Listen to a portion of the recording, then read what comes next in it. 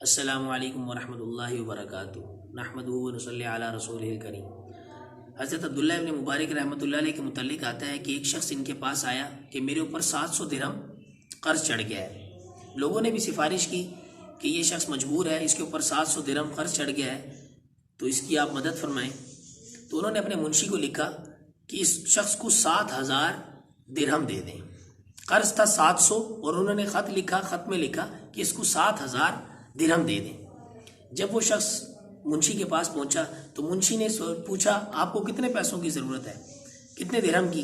تو اس نے کہا جی مجھے 700 درہم میرے اوپر قرض ہے۔ اس نے خط کھول کے نہیں دیکھا کہ اس میں لکھا ہوا کیا ہے، تو انہوں نے جب خط کھول کے دیکھا تو اس پہ لکھا ہوا تھا کہ 7000 درہم اس کو دے دیں۔ تو جو منشی تھا وہ بڑا پریشان ہوا، اس نے کہا یار ہو سکتا ہے کہ ان سے لکھنے میں غلطی ہو گئی ہے، 700 لکھنا تھا 7000 لکھ دی ہے۔ تو انہوں نے عبداللہ ابن مبارک رحمۃ اللہ علیہ کو دوبارہ خط لکھا اور انہوں نے کہا کہ لگتا ہے آپ سے شاید تھوڑی غلطی ہوگی لکھنے میں، اس شخص کے اوپر تو 700 درہم قرض ہے۔ تو حضرت عبداللہ ابن مبارک رحمۃ اللہ علیہ نے دوبارہ اس خط میں لکھا کہ اس شخص کو 14000 درہم دے دیں۔ کتنے دے دیں؟ 14000 درہم اس شخص کو دے دیں۔ وہ شخص بڑا پریشان ہوا، اس نے کہا حضرت، اور اچھا وہ اب ان کی ہمدردی کر رہا ہے، وہ ہمدردی میں اس نے دوبارہ خط لکھا۔ اس نے کہا کہ آپ نے اگر ایسے ہی آپ ہر ایک کو دیتے رہیں گے تو ہمارا تو خزانہ خالی ہو جائے گا۔ تو حضرت عبداللہ ابن مبارک رحمۃ اللہ علیہ نے جوابی خط لکھا کہ تم میرے مامور ہو، میرے محکوم ہو، یعنی میں تم پر بڑا ہوں، ٹھیک ہے؟ یا تو پھر تم ایسے کر لو کہ تم اگر بڑے ہو تو تم میری سیٹ پر آ کے بیٹھ جاؤ، تو پھر جو تم کہو گے میں ویسے ہی کروں گا۔ پھر تم بڑے ہو جو کہ جیسے تم مجھے حکم کرو گے میں تمہاری فرما برداری کروں گا۔ لیکن اگر تم میرے محکوم ہو، میرے مامور ہو، یعنی میرا حکم مانتے ہو، یا اگر تم نے میرے حکم کی تعمیل نہیں کرنی تو پھر میری جگہ پر آ جاؤ، اور اگر حکم کی تعمیل کرنی ہے تو پھر جو میں کہہ رہا ہوں اسی وقت اس شخص کو، اس خط میں لکھا سخت الفاظ میں کہ اسی وقت اس شخص کو 14000 درہم دے دیں۔ تو حضرت عبداللہ ابن مبارک رحمۃ اللہ علیہ کے خط پر انہوں نے فوراً اس شخص کو 14000 درہم دے دیے۔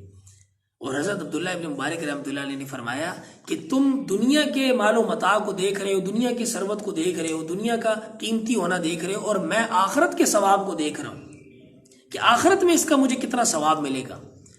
اور حدیث شریف انہوں نے بیان کی کہ نبی صلی اللہ علیہ وسلم کا ارشاد گرامی ہے کہ جو شخص کسی مسلمان کو اچانک غیر متوقع طور پر، یعنی اس کو کوئی امید ہی نہیں ہے، آپ نے اس کے دل کو خوش کر دیا، اللہ تعالیٰ اس کو بخش دیں گے۔ اس نے مجھ سے 700 درہم کا مطالبہ کیا تھا، میں نے اس کو 7000 دے کر جو ہے تاکہ اس کو خوشی ملے، اور نبی صلی اللہ علیہ وسلم کی حدیث کے مطابق کہ اس کو زیادہ خوشی ملے گی جیسے اس کو 7000 ملیں گے تو میری بخشش ہوگی، اس ثواب کی نیت سے انہوں نے دیا۔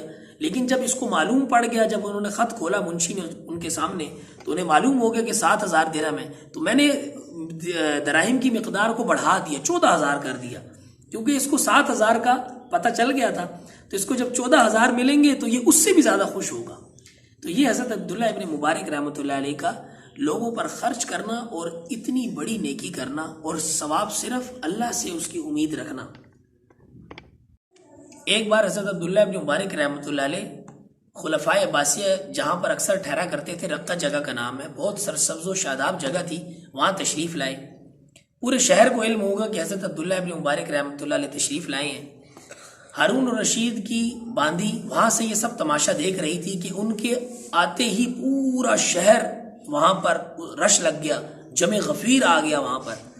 تو وہ دیکھ کر ایک دم اس کے منہ سے یہ جملے نکلے کہ هو الملک لا مالک ہارون الذی لا یجتمع الناس علیہ الا بشروط و اعوان، کہ اصل تو بادشاہ یہ عبداللہ ابن مبارک رحمۃ اللہ علیہ ہیں کہ ہارون رشید کی جو بادشاہت ہے یہ تو لوگوں کو اکٹھا کرنا پڑتا ہے، تب جا کر لوگ اکٹھے ہوتے ہیں، فوجی اور ان کے جو مددگار ہیں سب اکٹھا کرتے ہیں مجمع کو، تب اکٹھا ہوتے ہیں، اور یہ عبداللہ ابن مبارک رحمۃ اللہ علیہ ان کے آتے ہی پورا شہر اکٹھا ہو گیا، اصل بادشاہت تو ان کی ہے۔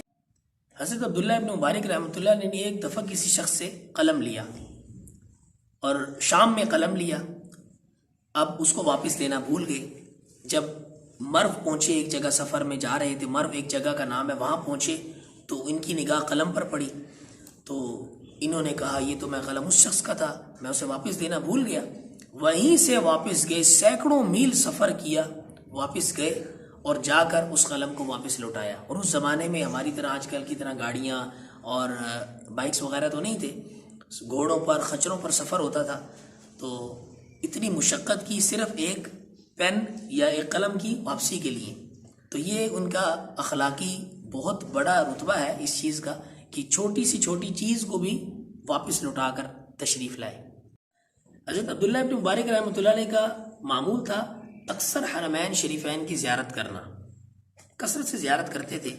تو حج پر ان کا یہ معمول تھا کہ سب حاجیوں کو جو اپنے رفقا ہوتے تھے ان سب کو کہتے کہ آؤ اکٹھے ہو کر ہم چلتے ہیں، اور ان سب سے ان سے جو ان کی رقم ہوتی ہے ایک تھیلی میں ڈلوا کر، اس وقت تو درہم دینار چلتے تھے، ایک تھیلی میں رکھ کر اور ان کو اس کے اوپر نام لکھ کر رکھ دیتے صندوق کے اندر کہ اپنا اپنا خرچہ سب میرے حوالے کر دو، اور ایک صندوق میں اس کو رکھ دیتے. اور سارے سفر اپنی جیب سے خرچ کرتے، جو ان کا خرچہ ہوتا سب اپنی جیب سے خرچ کرتے، وہاں پر بھی جو خرچ ہوتا. اور پھر ان کو جب حج سے فارغ ہو جاتے تو ہر ایک سے کہتے تم اپنے اپنے گھر کے لیے جو بھی تمہاری ضروریات ہیں، تمہاری رقم میرے پاس موجود ہے، جو بھی تمہاری ضروریات ہے تو لے لو، اور اپنی جیب سے ان کو دیتے رہتے کہ اپنے بچوں کے لیے یہ لے لو، اپنے گھر والوں کے لیے لے لو. تو جب وہ سفر سے واپس ہوتے تو سب کو جو انہوں نے سامان لے لیا وہ تو انہوں نے لے لیا، لیکن جب واپس تشریف لاتے اور جب حج مکمل ہو جاتا اس کے بعد ان کی یہ ترتیب تھی کہ جس نے جتنے پیسے جمع کرائے تھے تھیلی کے اندر جو ان کی رقم رکھی ہوتی تھی وہ اس شخص کے حوالے کر دیتے، اس کے اوپر نام لکھا ہوتا تھا اس شخص کے حوالے کر دیتے. فرماتے ہیں کہ ان کا زندگی بھر یہی معمول تھا، یعنی سب کا حج کا خرچہ ایک قسم کا اپنی جیب سے کر کے اور جو ان کی رقم تھی وہ حج کے بعد ان کو واپس لوٹا دیتے. محمد بن عیسیٰ فرماتے ہیں کہ حضرت عبداللہ ابن مبارک رحمۃ اللہ علیہ اکثر شام آیا کرتے تھے، اور وہاں پر ایک جگہ ہے خلفائے عباسیہ اکثر وہاں ٹھہرتے تھے، اس جگہ کا نام ہے رقہ. تو وہاں اکثر ٹھہرتے اور اکثر خلفائے عباسیہ یہاں پر گرمیوں میں رہتے. سرسبز و شاداب جگہ، بڑی خوبصورت جگہ تھی.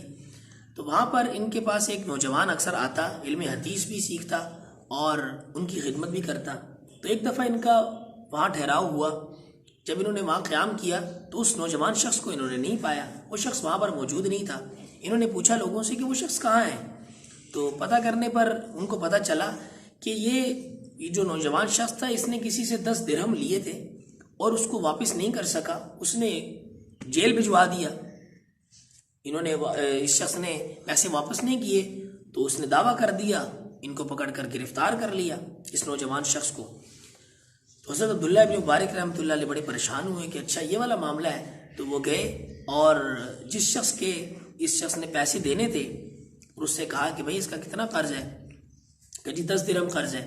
تو انہوں نے کہا وہ مجھ سے لے لو، تنہائی میں اس کو بلا کر کہا یہ مجھ سے لے لو اور اس شخص کو معاف کر دو. تو اس نے کہا ٹھیک ہے، لیکن تم نے کسی کو بتانا نہیں اور خاص طور پہ اس شخص کو بتانا نہیں ہے کہ میں نے تمہارے پیسے دیے. تو انہوں نے ادا کر دیا قرض اور اس شخص کی رہائی ہو گئی. جیسی رہائی ہوئی، اچھا انہوں نے جیسے ہی یہ یہاں پر انہوں نے قیام کیا، قیام کرنے کے فوراً بعد اس شخص کے ساتھ نیکی کر کے اس کا قرض اتار کر حضرت عبداللہ ابن مبارک رحمۃ اللہ علیہ فوراً وہاں سے اپنا سفر کے لیے روانہ ہو گئے. تو اس شخص کی جب رہائی ہوئی اس کو پتہ لگا کہ یہاں پر حضرت عبداللہ ابن مبارک رحمۃ اللہ علیہ تشریف لائے تھے.